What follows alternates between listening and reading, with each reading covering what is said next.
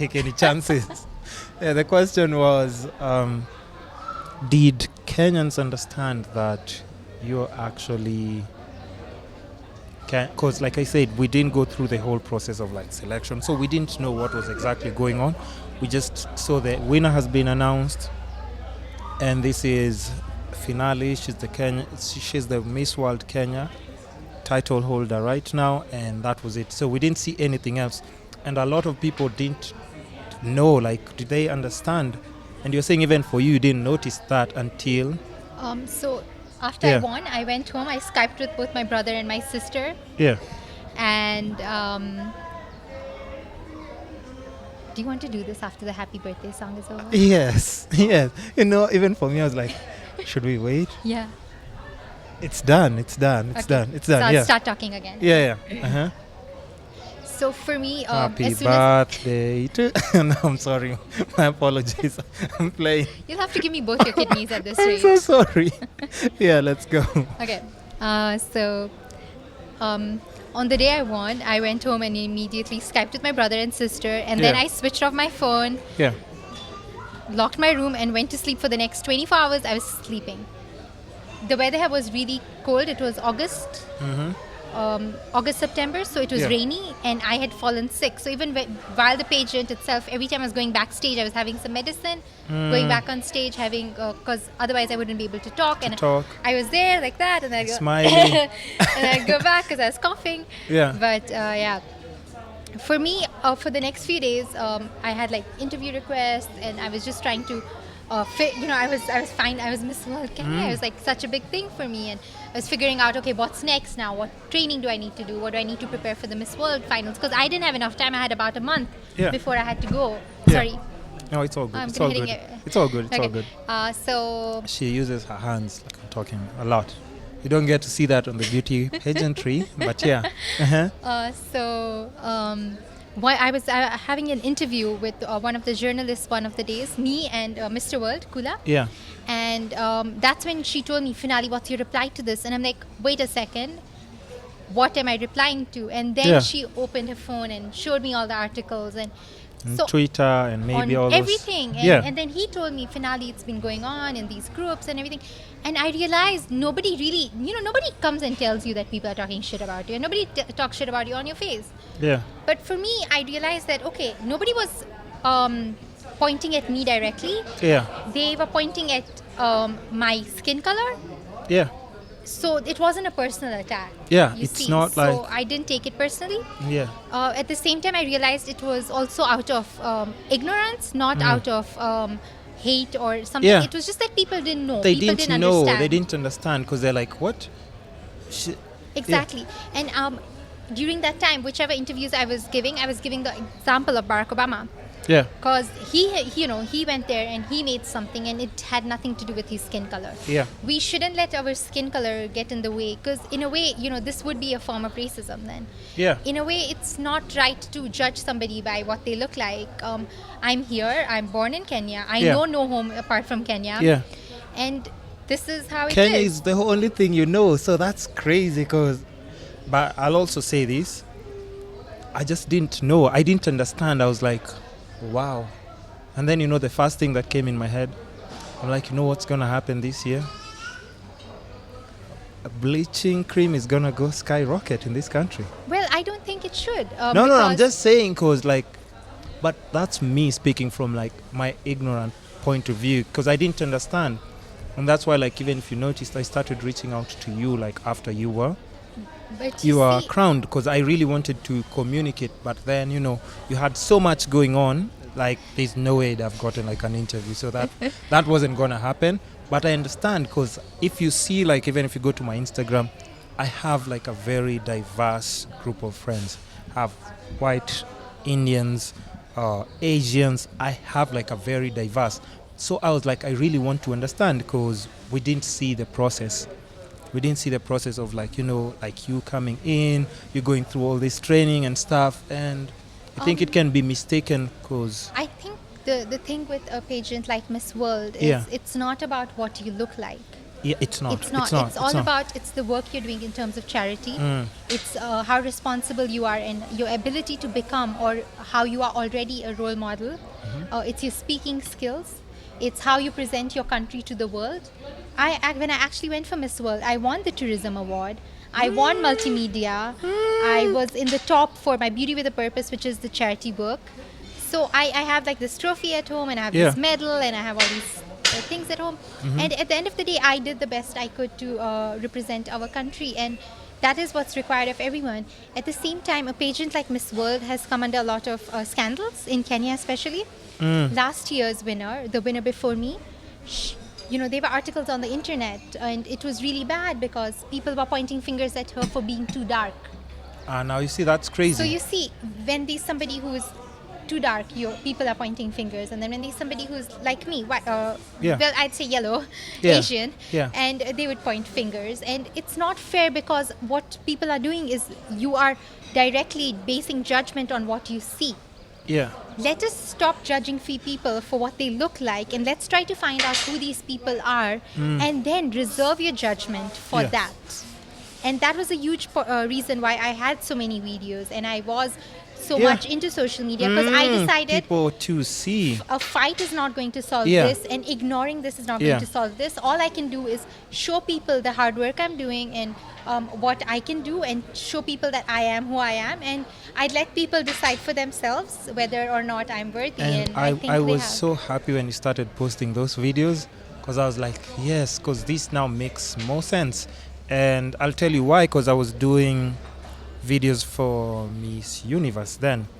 So what they did is, like, they decided to they reached out to me because I do video content, and they were like, you know what, we'd want to document this in 1 minute segments the way you normally do on your Instagram. So what they did is, they did from like the turnout of 120 girls, they documented that process till like top 5. So even if you didn't meet these girls in person, I think by the time you got to like top 15, like, you knew their characters, you had seen how they talk and everything. So I think part of what we're saying is, like, just people didn't know. It was like a shock factor to them, because you are the first Indian Kenyan descent to represent Kenya in such so you understand, and Kenyans with the confusion. Anything that they don't understand, they immediately just start like, rambling and everything. But you are actually the best qualified person for that position. Thank you. That means a lot. For me, you see, for this pageant, the auditions had started a year earlier, and over 1,000 people had auditioned. 1,000? At Two Rivers. And then, but the auditions were for that year, but the pageant couldn't happen that year because something else happened. So they used the contestants from the previous year, and they held the pageant for 2017, a really small one. So in 2018, which is last year, for the thousands who are auditioned, now this is when we did the pageant. So while it was big scale and it was out there, the problem became the time frame when it became so long that people forgot about it. So it's the shock value.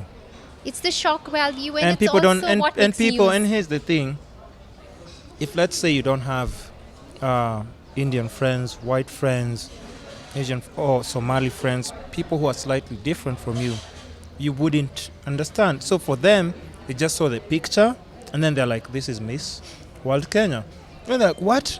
She can?" First of all, they don't even understand how you're Kenyan.